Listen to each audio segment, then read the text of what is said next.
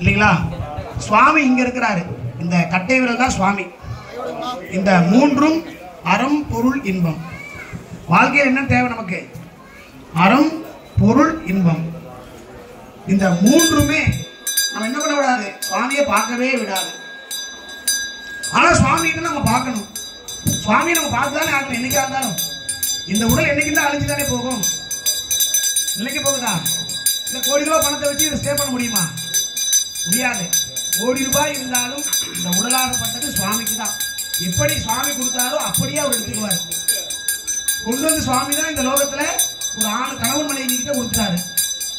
அதே இறைவன் கொண்டு போகும்போது என்ன பண்ணுவார்? தம்பதியா வந்து கூட்டிட்டு போடுவார். மேல கொண்டு போய் சுவாமியுடைய லோகத்துல வச்சுக்குவார்.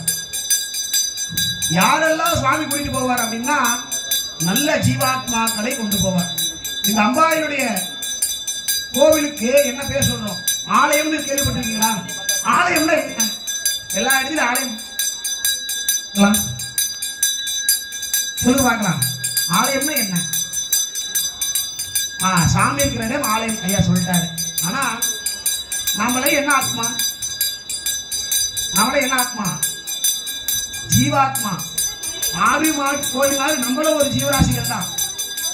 இங்க அமர்ந்திருக்காங்க பாத்தீங்களா இந்த அம்மா, இவங்க என்ன ஆத்மா? பரமாத்மா. ஆ என்றால் ஆன்மா, லயம் என்றால் சேர்த்தல், ஒடுங்குதல் பேரு.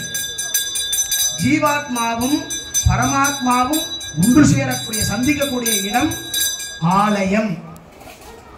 ஜீவாத்மாவும் பரமாத்மாவும் ஒன்று சேர்ந்து நிற்கக்கூடிய